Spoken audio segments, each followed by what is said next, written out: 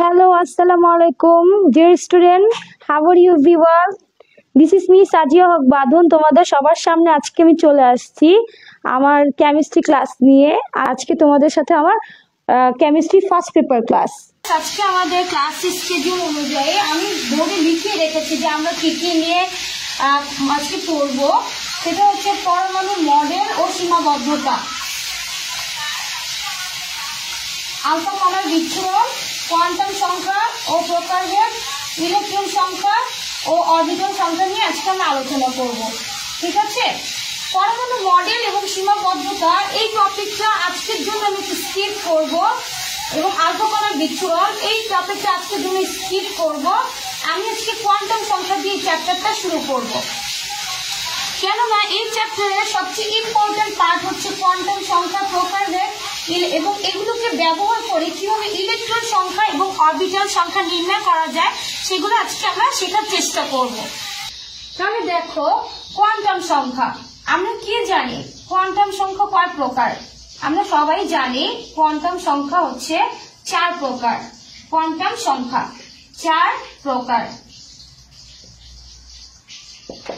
একটি হচ্ছে তোমার প্রধান কোয়ান্টাম সংখ্যা, প্রধান কোয়ান্টাম সংখ্যা, প্রধান কোয়ান্টাম।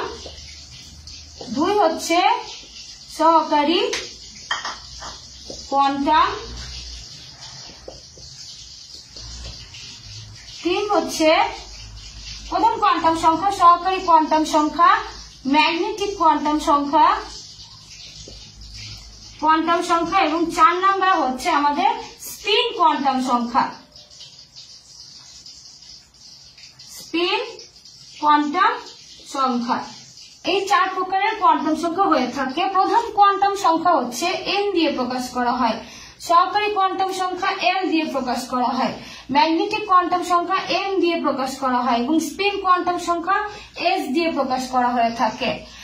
তো চলো আমরা একটু 4 প্রকার কোয়ান্টাম সংখ্যাগুলো কি একটু জানি, এবং এগুলো থেকে কিভাবে n, l, m এবং s এর মান ব্যবহার করে আমরা হচ্ছে ইলেকট্রন সংখ্যা এবং অরবিটাল সংখ্যা নির্ণয় করতে পারি সেগুলো একটু শিখি। তাহলে প্রধান কোয়ান্টাম সংখ্যা 1 নাম্বার যেটা হচ্ছে আমাদের প্রধান কোয়ান্টাম সংখ্যা। প্রধান কোয়ান্টাম সংখ্যা আমরা একটু শিখি। তাহলে দেখো, আমি যদি কোয়ান্টাম সংখ্যা আঁকি 1 নাম্বার, 2 নাম্বার, ভেতরে 3, আমরা কি জানি? আমরা কি জানি? পর্যায় 7টি হয়ে থাকে।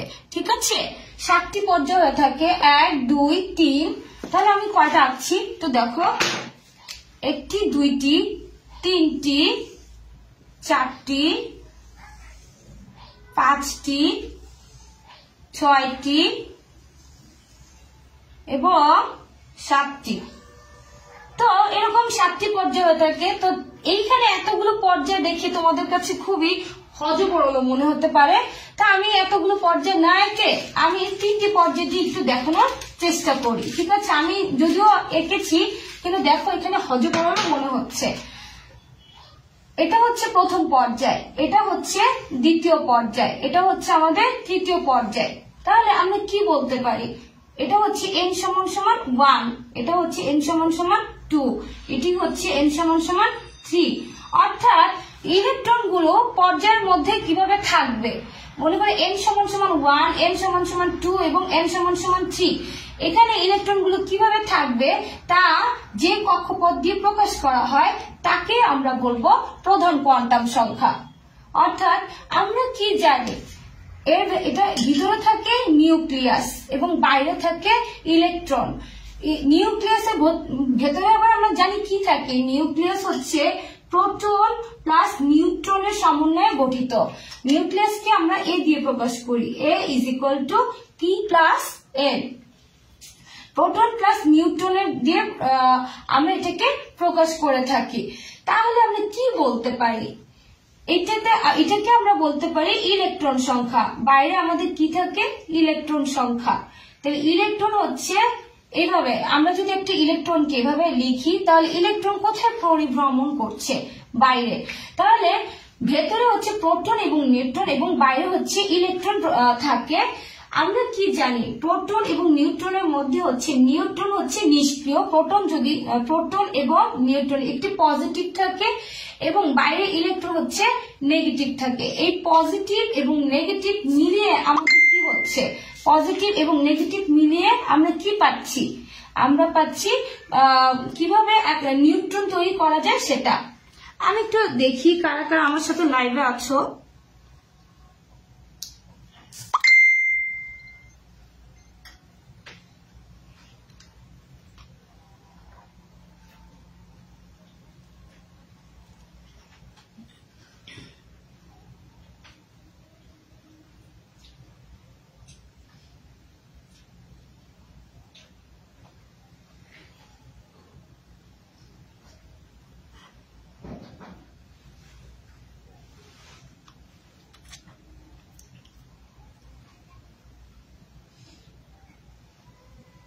আচ্ছা,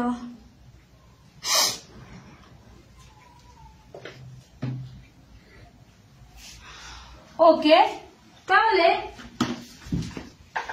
আমরা যদি বলি তাহলে আমরা কি বুঝলাম, ইলেকট্রন যে কক্ষপথে পরিভ্রমণ করে তাকে আমরা বলবো প্রধান কোয়ান্টাম সংখ্যা বা এন, তাকে আমরা বলবো, আমি খুব সংক্ষেপে বোঝানোর চেষ্টা করতেছি, প্রধান কোয়ান্টাম সংখ্যা বা এন, প্রধান কোয়ান্টাম সংখ্যা বা এন, ঠিক আছে। তাহলে এটাকে আমরা বলতেছি প্রধান কোয়ান্টাম সংখ্যা। তাহলে আমি কি বলতে পারি, প্রধান কোয়ান্টাম সংখ্যা আমরা কাকে বলবো, ইলেকট্রন কোথায় পরিভ্রমণ করবে এবং ইলেকট্রনগুলো কিভাবে থাকে, ত্রিমাত্রিক দিক বিন্যাস, ইলেকট্রনগুলো কোথায় পরিভ্রমণ করবে এবং ইলেকট্রনটি কোন কোন অঞ্চলে পরিভ্রমণ করবে এবং এদের যে আকর্ষণ এবং বিকর্ষণের যে ব্যাপারগুলো আমরা যে রাশিগুলো দিয়ে প্রকাশ করে থাকি তাদেরকে আমরা বলবো কোয়ান্টাম সংখ্যা, ঠিক আছে। তাহলে প্রধান কোয়ান্টাম সংখ্যা কাকে বলবো, প্রধান কোয়ান্টাম সংখ্যা তাকেই বলবো যেখানে ইলেকট্রনগুলো বা প্রবেশ করে, যেখানে ইলেকট্রনগুলো কি করে প্রবেশ করে যে কক্ষপথে, তাকে আমরা বলবো প্রধান কোয়ান্টাম সংখ্যা। তাহলে চলো প্রধান কোয়ান্টাম সংখ্যা আশা করি তোমরা সবাই বুঝতে পারছো। তাহলে চলো সহকারী কোয়ান্টাম সংখ্যা আমরা কাকে বলবো, সহকারী কোয়ান্টাম সংখ্যা, সহকারী কোয়ান্টাম সংখ্যা এল, সহকারী কোয়ান্টাম সংখ্যাকে আমরা এল দিয়ে প্রকাশ করি। অর্থাৎ এই যে অরবিট, আচ্ছা এখানে একটু আরেকটা মজার বিষয় হচ্ছে যে এই প্রধান কোয়ান্টাম সংখ্যাকে বা এটাকে আমরা এই প্রধান কক্ষপথ বলে থাকি এবং অরবিটও বলে থাকি। তাহলে এই অরবিটের মধ্যে ইলেকট্রনগুলো কোন কোন অঞ্চলে থাকে সেটা যে সংখ্যা, যে রাশি দিয়ে প্রকাশ করা হয় তাকে বলা হচ্ছে আমাদের সহকারী কোয়ান্টাম সংখ্যা। সহকারী কোয়ান্টাম সংখ্যা যদি আমরা তাকে বলি তাহলে n সমান সমান 1 হলে l সমান সমান হচ্ছে আমাদের 0 হবে। আচ্ছা এখানে একটু বলি l এর মান 0 1 2 3 এবং l সমান সমান যদি 1 হয় l সমান সমান হচ্ছে আমাদের 0, l সমান সমান 2 হলে l সমান সমান 0, 1, l সমান সমান 3 হলে l সমান সমান 0 1 2, n সমান সমান 4 হলে l এর মান হচ্ছে 0 1 2 3। তাহলে এখন আমরা কি বলতে পারি যে n সমান সমান 1 এর উপর l সমান সমান হচ্ছে আমাদের 0, অর্থাৎ l এর মান যখন প্রধান কোয়ান্টাম সংখ্যা 1 তখন l এর মান সহকারী কোয়ান্টাম সংখ্যা হচ্ছে আমাদের কত, সহকারী কোয়ান্টাম সংখ্যা হচ্ছে আমাদের l সমান সমান 0, l এর মান সমান সমান 2 হলে l সমান সমান 0 1, n সমান সমান 3 হলে l সমান সমান 0 1 2, ঠিক আছে। l সমান সমান 4 হলে l সমান সমান 0 1 2 3। তাহলে এখানে আমরা কি বলতে পারি, 0 কে আমরা s দিয়ে প্রকাশ করি, আমি যদি এখানে লিখি 0 কে আমরা s দিয়ে প্রকাশ করি, 1 কে আমরা p দিয়ে প্রকাশ করি, 0 1 2 কে আমরা d দিয়ে প্রকাশ করি এবং 3 কে আমরা f দিয়ে প্রকাশ করি, sp df 0 1 2 3। তাহলে এইভাবে করে আমরা সহকারী কোয়ান্টাম সংখ্যা। তাহলে কি পেলাম? সহকারী কোয়ান্টাম সংখ্যাকে আমরা কি দিয়ে প্রকাশ করে থাকি? এস কমা পি কমা ডি কমা এফ। এবং এন কে আমরা কি দিয়ে প্রকাশ করে থাকি? এন কে হচ্ছে আমরা কে এল এম এন দিয়ে প্রকাশ করে থাকি। কে এল এম এন দিয়ে প্রকাশ করে থাকি। তাহলে আমি একটু মুছে দেই, একটু মেসেজটা চেক করে দেখি।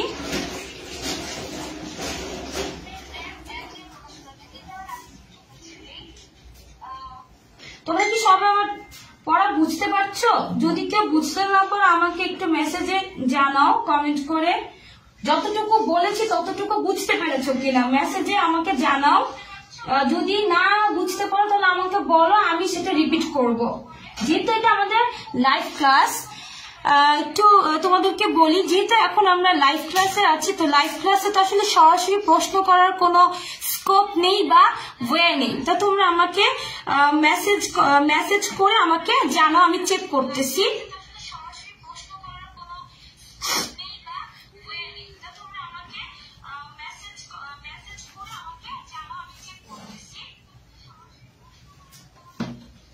ওকে, তাহলে দেখো আমরা কি পড়লাম। আমি এখানে একটু বলি, n সমান সমান যখন 1 হয়, আমি একটু বেসিক থেকে বোঝানোর চেষ্টা করতেছি। n সমান সমান 2, n সমান সমান 3, n সমান সমান 4, এই চারটা। তাহলে 1 কে আমরা k দিয়ে প্রকাশ করি, 2 কে আমরা l দিয়ে প্রকাশ করি, কে এল m দিয়ে প্রকাশ করি, 4 কে আমরা n দিয়ে প্রকাশ করে থাকি। তাহলে n সমান সমান 1 কে, n সমান সমান 2 l, n সমান সমান 3 হচ্ছে m, n সমান সমান 4 হচ্ছে n দিয়ে প্রকাশ করে থাকি। তাহলে এগুলোকে কি বলবো আমরা? প্রধান কোয়ান্টাম সংখ্যাকে কে এল এম n এই চারটি রাশি দ্বারা কি করা হয়ে থাকে? প্রকাশ করা হয়ে থাকে। তাহলে চলো এবার আরেকটা বিষয় জানি। আমরা সহকারী কোয়ান্টাম সংখ্যা পেয়ে গেলাম, আমরা প্রধান কোয়ান্টাম সংখ্যাও পেয়ে গেলাম। তাহলে কি বলতে পারি? সহকারী কোয়ান্টাম সংখ্যাটা কি? ইলেকট্রন গুলো একটি অরবিটের মধ্যে কোন কোন অঞ্চলে যাবে সেটাকে যে রাশি বা প্রতীক দ্বারা প্রকাশ করা হয়ে থাকে তাকে আমরা কি বলবো? তাকে আমরা বলবো কি জানো? তাকে আমরা বলবো অরবিটাল বা সহকারী কোয়ান্টাম সংখ্যা। আমি যদি একটু উদাহরণ দিয়ে বুঝাতে চাচ্ছি, যদি বুঝাই, যেমন ধরো n সমান সমান যদি আমাদের 1 হয়, তাহলে l সমান সমান আমাদের 0, অর্থাৎ এটা একটা, তাহলে এখানে হচ্ছে 0 বা s। ওকে, এখন যদি n সমান সমান আমাদের 2 হয়, তাহলে হচ্ছে 2 হইলে l এর মান হচ্ছে 0,1, অর্থাৎ এটা এবং এটা। তাহলে একটা হচ্ছে s, একটা হচ্ছে আমাদের p। এবার যদি আমি আরেকটু ট্রাই করি,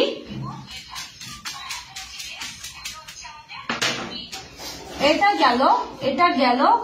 আর যদি n সমান সমান 3 হয়, n সমান সমান যদি আমাদের 3 হয়, তাহলে l সমান সমান 0, 1, 2, অর্থাৎ s p d।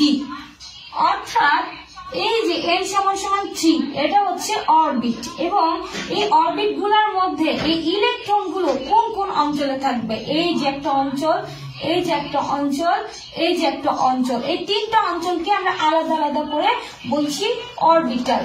তাহলে এই যে অঞ্চলগুলোতে যে ইলেকট্রন গুলো থাকবে, আমরা জানি কি s অরবিটালে সর্বোচ্চ 2টি ইলেকট্রন যেতে পারে, p অরবিটালে সর্বোচ্চ 6টি ইলেকট্রন যেতে পারে, এবং d অরবিটালে সর্বোচ্চ 10টি ইলেকট্রন যেতে পারে। অর্থাৎ এই যে যদি 3 নম্বর স্তরে যে ইলেকট্রন গুলো থাকবে, সেই ইলেকট্রন গুলো 2, 6, 10, আমি পরবর্তীতে যখন টপিক আসবে বুঝায় বলবো। এখন এই এতটুকুর মধ্যে বলার চেষ্টা করছি, তখন ইলেকট্রন গুলো ভাগ হয়ে যাবে। ধরো আমরা জানি n সমান সমান যদি 3 নম্বর কক্ষপথ হয়, তাহলে 2n² সূত্র যদি আমরা বসাই, সেক্ষেত্রে হচ্ছে 2 × 3 × 9, 9 দুগুণে 18টি ইলেকট্রন যেতে পারে। তাহলে এই 18টি ইলেকট্রনের মধ্যে হিসাব করে 2টা এখানে চলে যাবে, এখানে 6টা চলে যাবে, এখানে 10টা চলে যাবে। তাহলে এইভাবে করে হচ্ছে আমরা অরবিটাল গুলোর মধ্যে ইলেকট্রন গুলোকে কি করতে পারি? স্তরে স্তরে বিন্যস্ত করতে পারি। কে কে আছো আমার সাথে ক্লাসে? বুঝতেছো সবাই? Jannatul Firdaus, ji ma'am. Okay, Jannatul Firdaus, welcome to my class. Thank you very much to comment me. Here anybody to comment me. If you don't comment me, I will not conducting my class. I will not conduct. It was encouraged to me if you message me. Okay, তাহলে চলো এবার আমরা চলে যাই। আমি আশা করি বোঝাতে পারছি যে অ্যাকচুয়ালি সহকারী কোয়ান্টাম সংখ্যা বা অ্যাজিমুথাল কোয়ান্টাম সংখ্যাটা কি, অর্থাৎ ইলেকট্রনগুলো যে স্তরে বিভক্ত হবে তাদেরকে আমরা বলছি অ্যাজিমুথাল বা সহকারী কোয়ান্টাম সংখ্যা। চলো এবার একটু ম্যাগনেটিক কোয়ান্টাম সংখ্যাটা দেখি। Actually what's the definition of magnetic quantum সংখ্যা? ম্যাগনেটিক কোয়ান্টাম,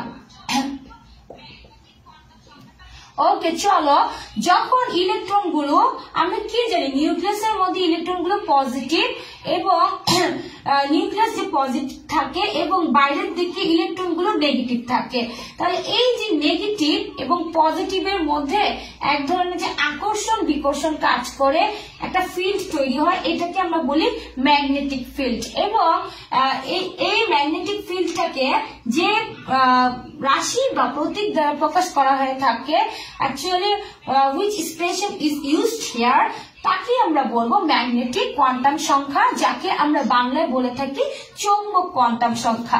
তো ম্যাগনেটিক কোয়ান্টাম সংখ্যার মান আবার হচ্ছে এল এর মানের উপর নির্ভর করে থাকে।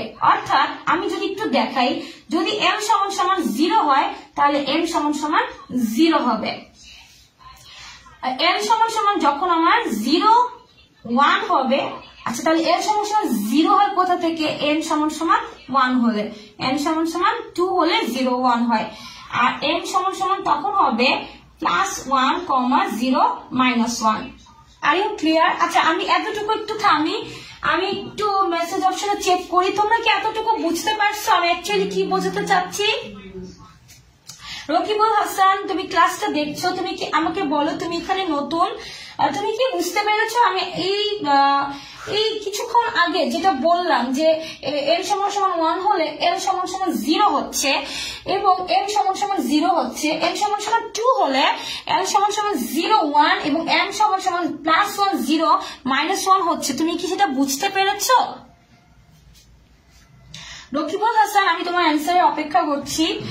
ওকে জান্নাতুল ফেরদৌস, তুমি বুঝতে পেরেছো, থ্যাংক ইউ। জান্নাতুল ফেরদৌস বুঝতে পেরেছে। তারপর হচ্ছে এন সমান সমান যদি 3 হয়, এন সমান সমান হচ্ছে 0 1 2। ওকে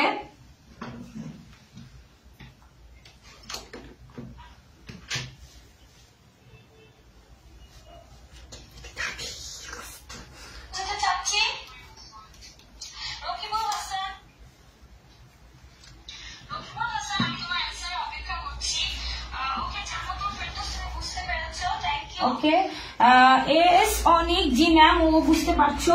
তাহলে এন সমান সমান 3 হলে এন সমান সমান 0 1 2 হয়, তাহলে বলো তো এন সমান সমান তখন কি হবে? আমাকে কি কেউ বলতে পারবা?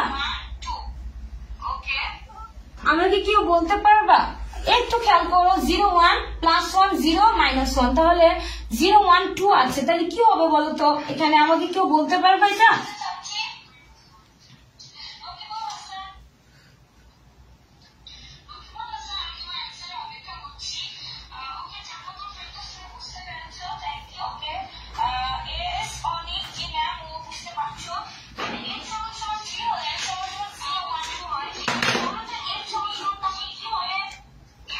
ওকে এন সমান সমান 4 হলে এল সমান সমান 0 1 2 3, তাহলে এম সমান সমান কি হবে?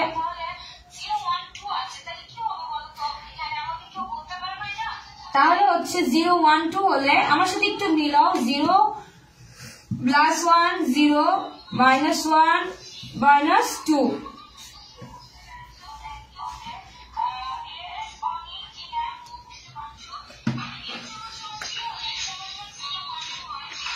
তাহলে আমি এটা মুছে ফেলতেছি।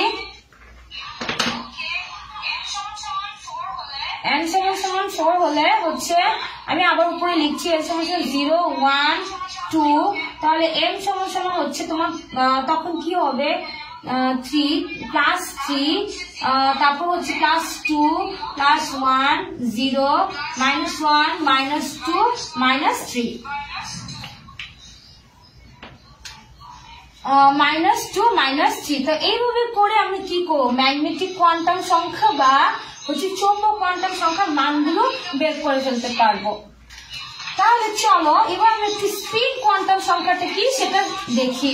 স্পিন কোয়ান্টাম সংখ্যা, স্পিন কোয়ান্টাম সংখ্যা হচ্ছে সেটা, অর্থাৎ যদি আমি দুইটা অক্ষ আঁকি, এখন এটা যদি একটা আমি অরবিট আঁকি, তাহলে ইলেকট্রন যদি থাকে, একটি ইলেকট্রন যদি এদিকে যায় তাহলে আরেকটি ইলেকট্রন তার কোথায় যাবে, একটি যদি এদিকে যায় আরেকটি ইলেকট্রন তার বিপরীত দিকে যায়, তাহলে একটা হচ্ছে পজিটিভ হবে, একটা হচ্ছে নেগেটিভ হবে। তাহলে এই একটি ইলেকট্রনের দুইটি অংশ প্লাস হাফ এবং আরেকটি অংশ মাইনাস হাফ, এই সংখ্যা দিয়ে প্রকাশ করা হয়ে থাকবে।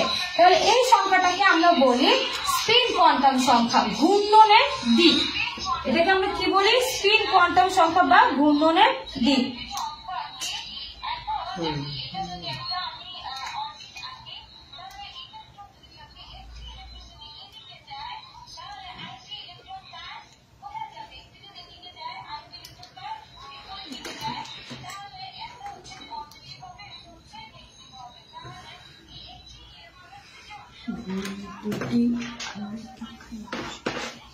ঠিক আছে, তাহলে এইটাকে আমরা বলতেছি স্পিন কোয়ান্টাম সংখ্যা।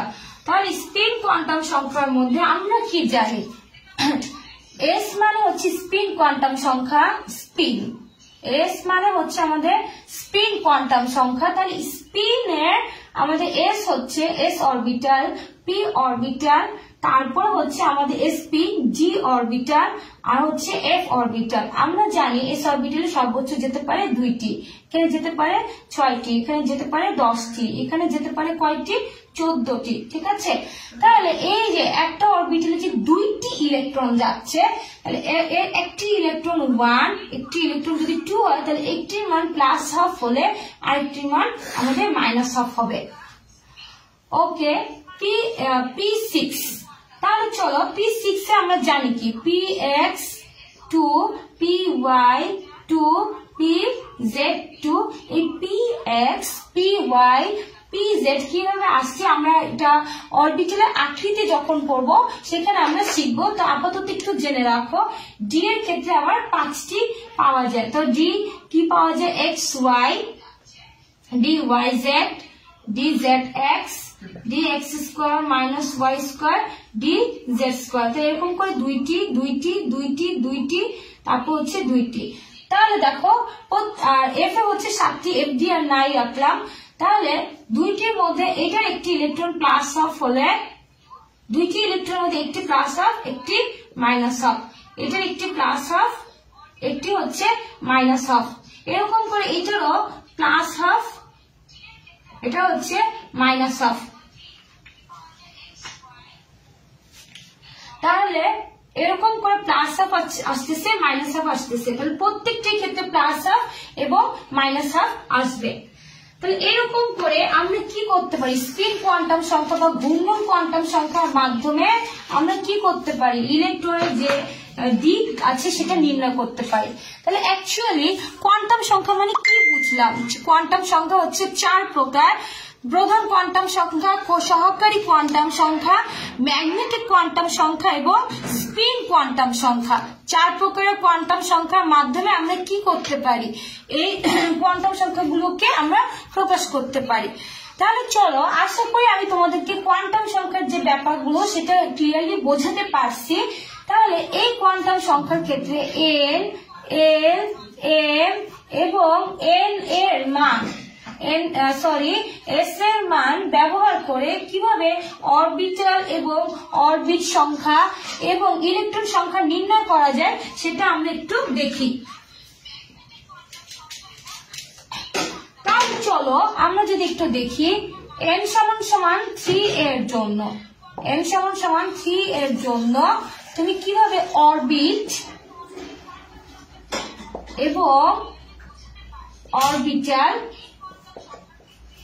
এবং কিভাবে তুমি হচ্ছে এগুলোর মাধ্যমে ইলেকট্রন সংখ্যা নির্ণয় করতে পারবে সেগুলো একটু দেখানোর চেষ্টা করি।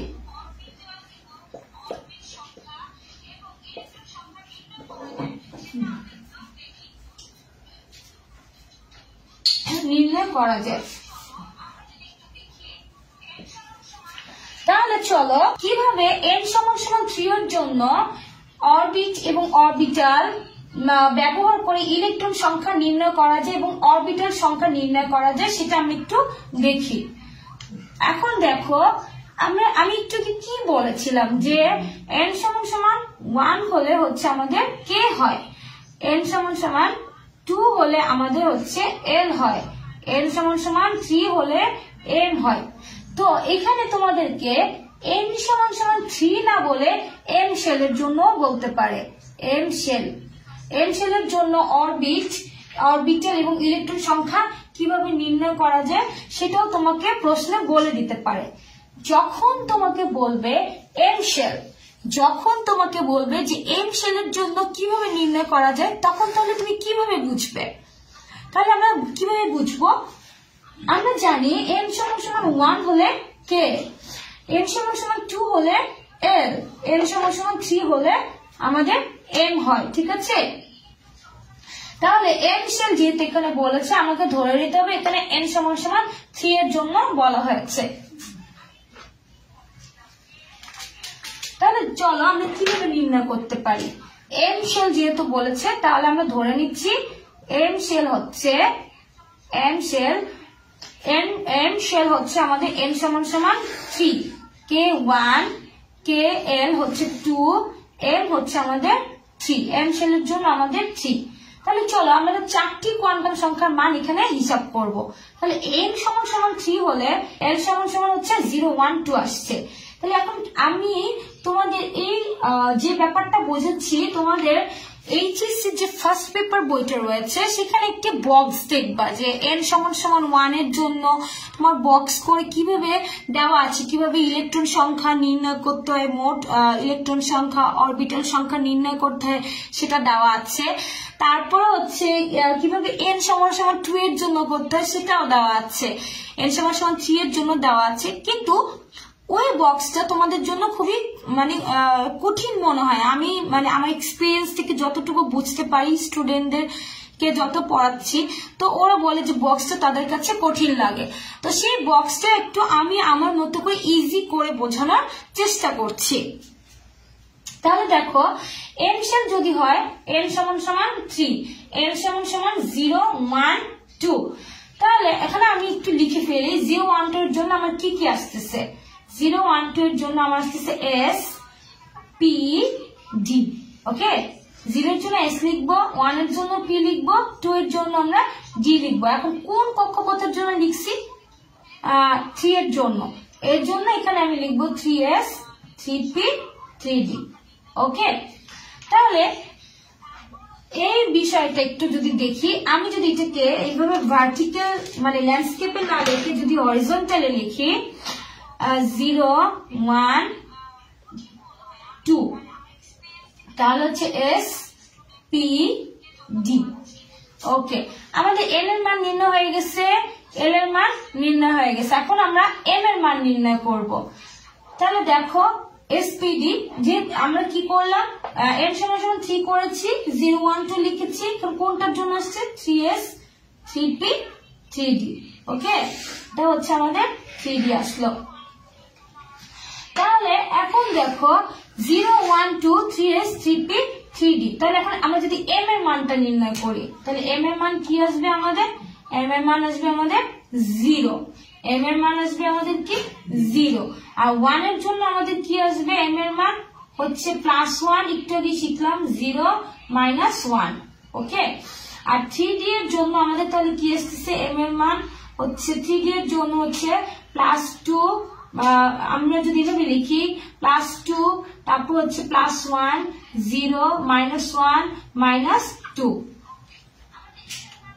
তাহলে একটা বিষয় একটু খেয়াল রাখতে হবে, n সমান 3 মানে n শেল, n সমান 0 1 2 এর জন্য আমাদের প্রতীক হচ্ছে SPD, কিন্তু যেহেতু 3 নম্বর কক্ষপথ 3s 3p 3d, তাহলে চলো m সমান সমান 0 দিয়ে কিন্তু তুমি কি নির্ণয় করতে পারবা?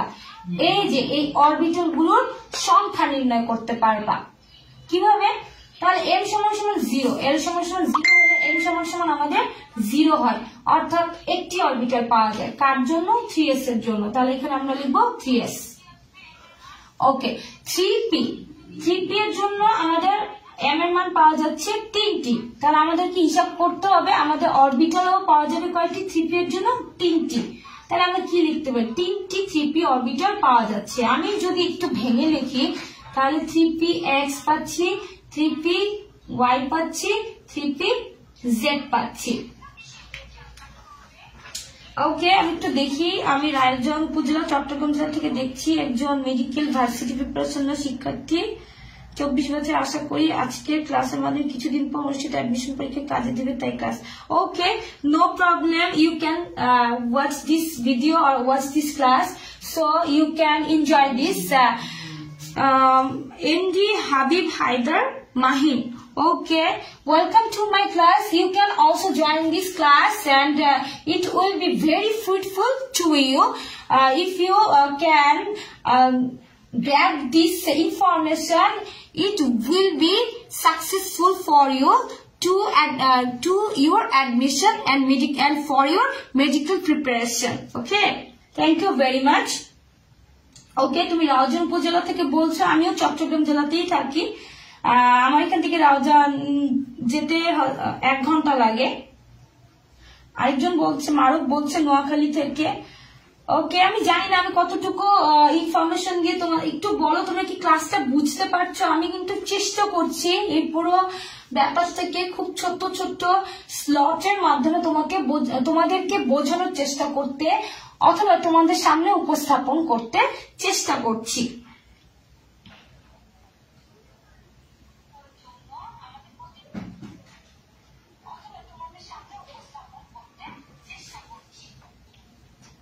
ওকে, তো 3px 3py, তাহলে আমরা অ্যাকচুয়ালি কি বুঝলাম? এই m এর মাধ্যমে হচ্ছে আমরা কি করতে পারি? m এর মাধ্যমে আমরা অরবিট, যেটা হচ্ছে এখানে s এর কয়টা অরবিটাল হয় মানে সাব অরবিটাল, সেই অরবিটালটা নির্ণয় করতে পারি। আমাদের কিন্তু প্রশ্নে বলা হয় যে কয়টি অরবিটাল সংখ্যা নির্ণয় করার জন্য বলা হয়ে থাকে এবং ইলেকট্রন সংখ্যা নির্ণয় করা বলা হয়ে থাকে। তাহলে কি দেখো, n সমান সমান 3 দিয়ে আমরা হচ্ছে কত নম্বর স্টেপে গিয়ে পাচ্ছি? m এর মানটা দিয়ে কিন্তু আমরা এই যে অরবিটাল গুলোর যে কয়টা স্লট হয় বা সাব অরবিটাল থাকে সেটা আমরা নির্ণয় করতে পারতেছি। তাহলে 3s এর জন্য যেটা n 0 আসছে, এই জন্য 3s, 3p এর জন্য 3টি আসছে, তাহলে 3px 3py 3pz। কিভাবে হলো? আমরা পরবর্তী অরবিটালের আকৃতি যখন বলবো xyz কিভাবে আসছে সেটা আমরা বুঝবো, কিন্তু আপাতত এটা জেনে রাখি যে m এর 3টা পাওয়া যাচ্ছে। আর according to this information, here is dxy, dyz, dzx, dx square minus y square and dz square. Here is the 5 suborbital. Okay, we can see this information যে আমরা দেখতে পাচ্ছি কি যে m এর 5টি মান থাকে, 5টি মানের কারণে 3d ও কয়টা হচ্ছে? 5টি অরবিটাল, 3d অরবিটালটি 5টি সাব অরবিটালে কি হচ্ছে? ভাগ হচ্ছে। অর্থাৎ তোমাকে যদি কোনো সময় কোয়েশ্চেনে বলা হয় যে n সমান সমান 3 এর জন্য কয়টি অরবিটাল পাওয়া যায়, তাহলে তখন তুমি কিভাবে বার করবা? n এর মান এখান থেকে হিসাব করে, l এর মান হিসাব করে, দেন l এর মানের পর m এর মান হিসাব করে তুমি কি পাবে? যেমন ধরো m এর মান 0 আসছে মানে একটি, dx স্কয়ার dyz। তাহলে চলো আমরা ক্লাসের শেষ পর্যায়ে চলে আসছি। এরকম করে 5টি অরবিটাল আমরা পেয়ে যাচ্ছি, একটি, 3টি, 5টি অরবিটাল পেলাম। তাহলে এখানে আমরা কয়টি অরবিটাল পাচ্ছি? 3 আর 1 4, 5 আর 4 9টি অরবিটাল আমরা পেয়ে যাচ্ছি।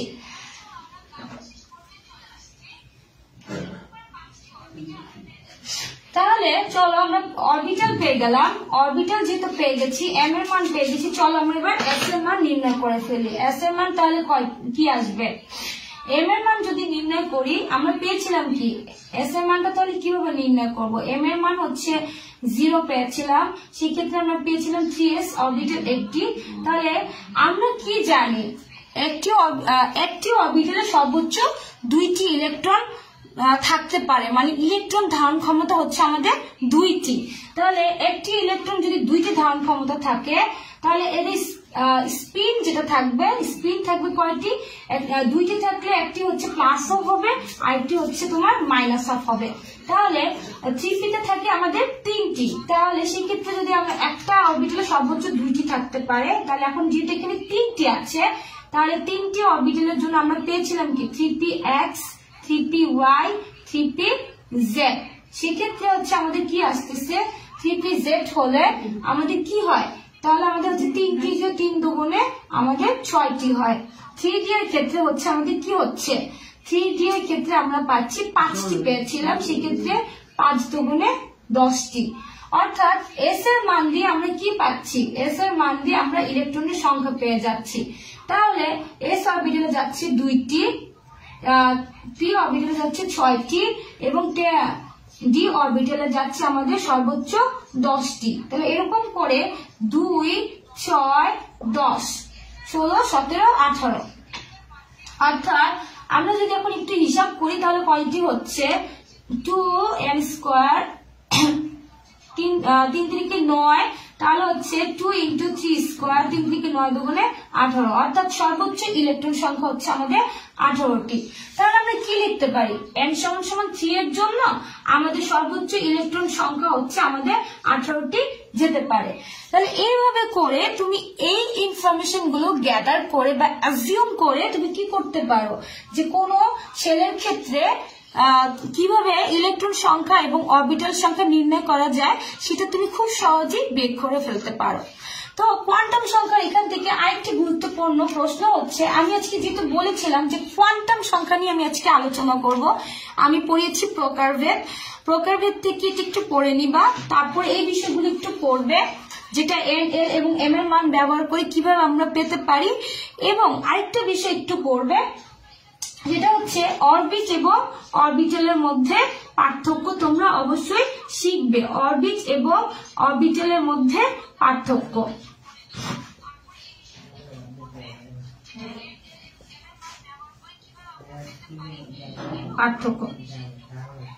কোয়ান্টাম সংখ্যা থেকে আমরা এই বিষয়গুলো কি করতে পারি, খুব ভালোভাবে শিখে ফেলতে পারি। তো আজকে আমার ক্লাস এই পর্যন্তই। তোমরা আমার সাথে এতক্ষণ ছিলে এবং তোমাদের অনেক ধন্যবাদ সেজন্য। আর একটু ক্ষমা সুন্দর দৃষ্টিতে দেখার জন্য তোমাদের সবার কাছে অনুরোধ করছি, কারণ যেহেতু এটা আমাদের অনলাইন লাইভ ক্লাসে একটু টেকনিক্যাল প্রবলেম হতেই পারে অথবা কানেকশনের প্রবলেম হতেই পারে, তো এটা আমরা একটু ক্ষমা সুন্দর দৃষ্টিতে দেখবো। আমি একটু চেষ্টা করব ক্লাসটা কিভাবে করছি সেটা একটু দেখার চেষ্টা করব, যে তোমরা আমার ক্লাসটা বুঝতে পারছো কিনা সেটা আমাকে বলবে, এবং এই জন্য তো কমেন্ট সেকশনে কমেন্ট করে জানাবা যে আসলে কিভাবে কি হচ্ছে সেটা। ওকে, এমডি হাবিব হায়দার মাহিন বলতেছে জি সংযুক্ত আছি, সংযুক্ত থাকবে পরবর্তী ক্লাসে আমার সাথে, এই আশাই ব্যক্ত করছি। তো আজকে আমার কোয়ান্টাম সংখ্যার উপর যে টপিকটি আলোচনা করার কথা ছিল আমি সেটা আলোচনা করেছি। নেক্সট ক্লাসে আমি আউটবাউন্ড নীতি, হুন্ডের নীতি এবং হচ্ছে পাউলির যে বর্জন নীতিটা আছে সেই নীতিগুলোকে আমি একটু এক ফরম্যাটে শর্ট করে বোঝানোর চেষ্টা করব, যেহেতু এটা আমাদের একটি কোর্সের ক্লাস, তো আমরা একটু চেষ্টা করব বড় বড় টপিক গুলোকে কিভাবে শর্ট মানে বোঝার মাধ্যমে কিভাবে শর্ট করে আমরা উপস্থাপন করতে পারি এবং তোমাদের কাছে সহজে পৌঁছে দিতে পারি আমার এই ক্লাসটি। তো আজকের মতো A to Z science hub থেকে আমি সাজিয়া বাঁধন, তোমাদের কেমিস্ট্রি ইনস্ট্রাক্টর, এখানে বিদায় নিচ্ছি। Thank you very much.